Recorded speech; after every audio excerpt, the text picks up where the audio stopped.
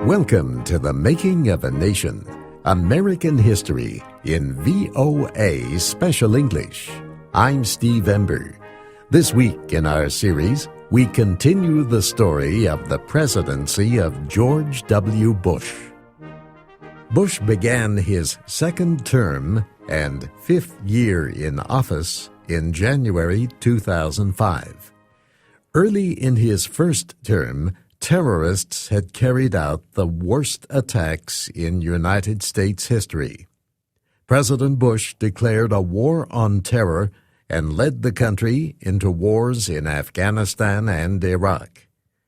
In his second inaugural address, he promised to continue fighting to defeat terrorism and increase democracy around the world. So it is the policy of the United States to seek and support the growth of democratic movements and institutions in every nation and culture with the ultimate goal of ending tyranny in our world.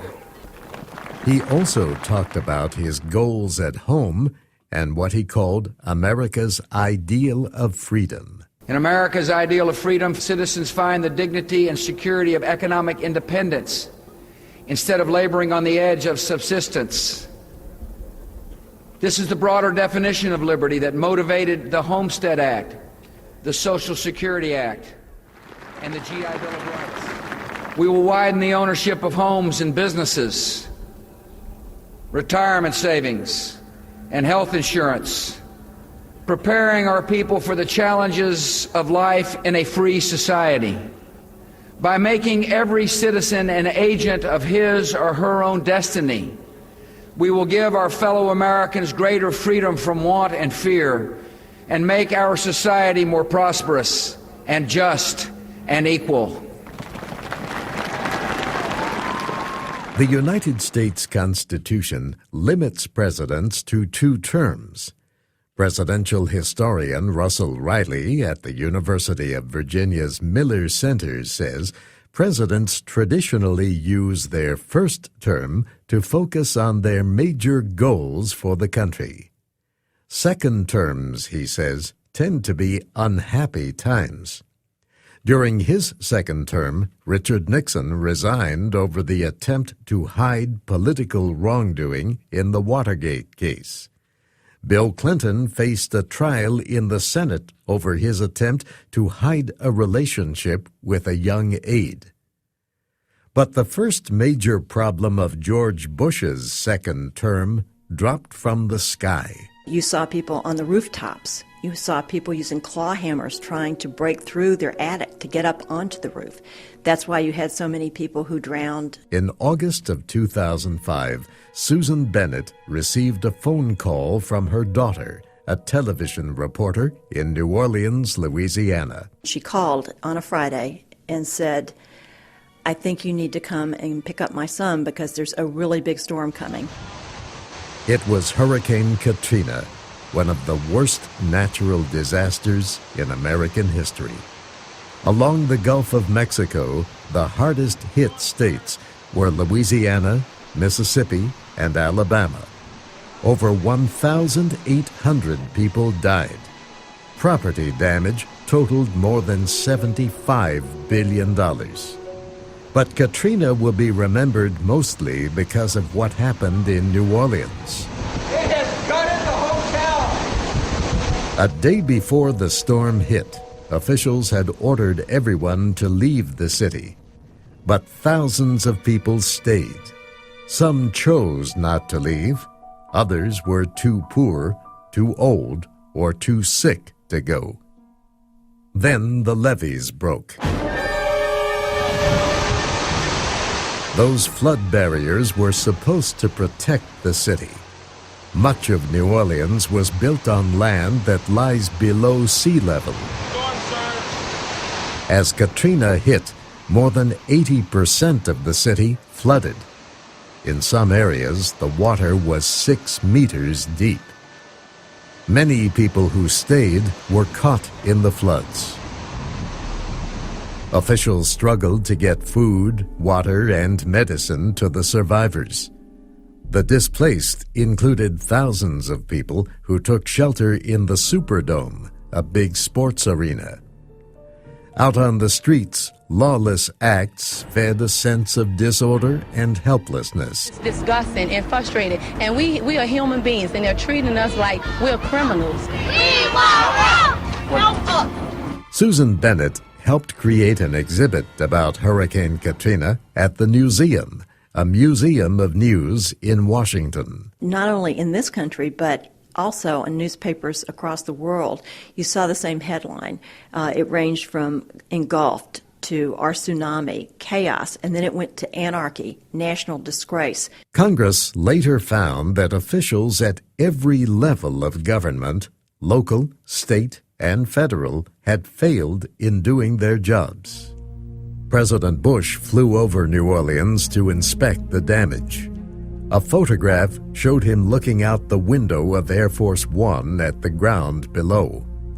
Russell Riley at the University of Virginia says the picture expressed what many people were thinking about the handling of the disaster. Because of the ineffectiveness of the government response at the time, that image communicated to the American people that the president was remote, that he wasn't on the ground, that the best he could do was just look out the window of a passing plane.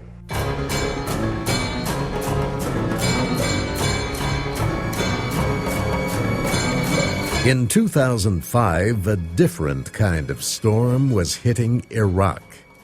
American and Iraqi officials were struggling to create a democratic government.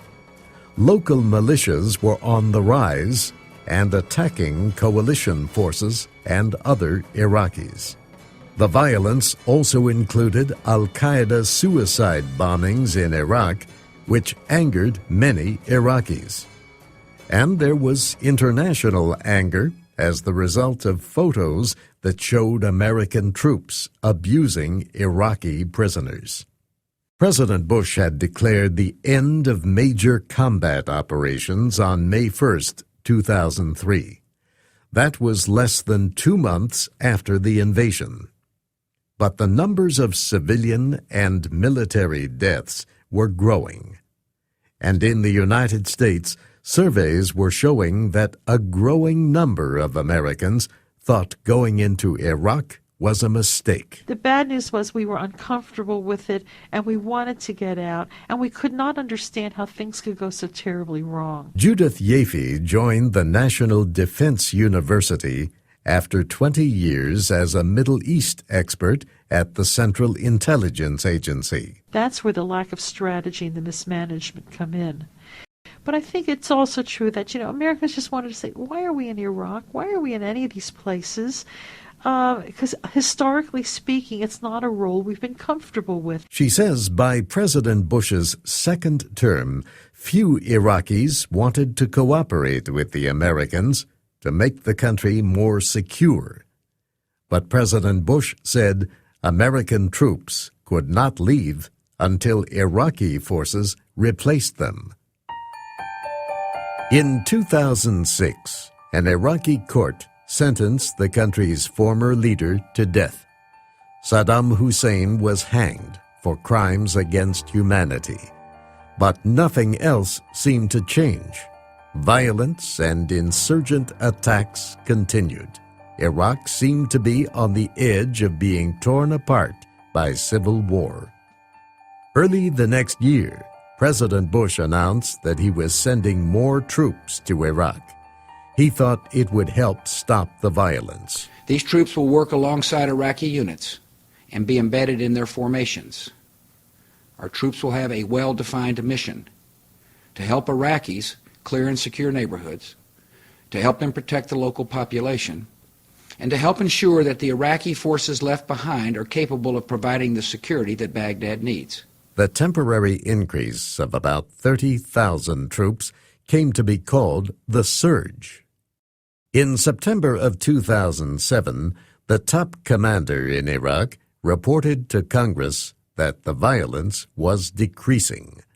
The surge may have helped create the conditions for this change, but there were other reasons as well. Middle East expert Judith Yaffe says many Iraqis decided to work with the Americans to defeat the insurgency. The real truth is, and it's a good news story, that the Iraqis themselves saw that this was a greater danger to them, that there was nothing to be gained. The Sunnis of Iraq in particular saw that al-Qaeda was hurting them, that it was a danger to them, that there was much more to be gained by aligning with the U.S. forces. By the time President Bush was finishing his second term, Iraqi and American officials had agreed on a withdrawal date to end the war. The last American forces would leave Iraq by the end of 2011. Russell Riley at the University of Virginia says it is too soon to know how history will judge the United States' actions in Iraq. If Iraq proves to be a policy success, then the surge will be a critical turning point and a terrific exercise of presidential leadership. He also points out that the war is not the only measure by which the 43rd president will be judged. Professor Riley put it this way: the great debate among historians will not be whether Bush was a powerful president or a consequential president, but whether he directed those powers in the most fruitful way that he could have. For the first half of the decade, there seemed to be nothing to cry about in the American housing market. Home prices were going up and up, which made sellers happy, and lenders were offering bigger and bigger loans at easy terms and low interest rates, which made buyers happy. The government supported the easing of lending rules as a form of social policy, a way to help more people buy homes. Rates of home ownership, a part of the American dream, reached record highs. In 2005, nearly 7 out of 10 Americans owned their own home. But many home buyers had been given mortgage loans that they could not afford to pay back. And that was not the only problem. Banks had been selling those loans as securities to investors around the world. Everyone thought they were getting a good deal: the banks, the borrowers, the investors. But then the price bubble burst and the housing market collapsed. Many borrowers lost their homes because they were unable to make their monthly loan payments. That was the situation Karen Lucas and her husband of Cleveland, Ohio, found themselves in. I've done my crying. I've made my peace, and I put it in God's hands. As home values fell, many people found themselves underwater, meaning they owed more on their mortgage than their house was worth. Suddenly, there was a lot to cry about. By the end of 2007, the economy was sliding into the Great Recession. That and the election of 2008 will be our story next week.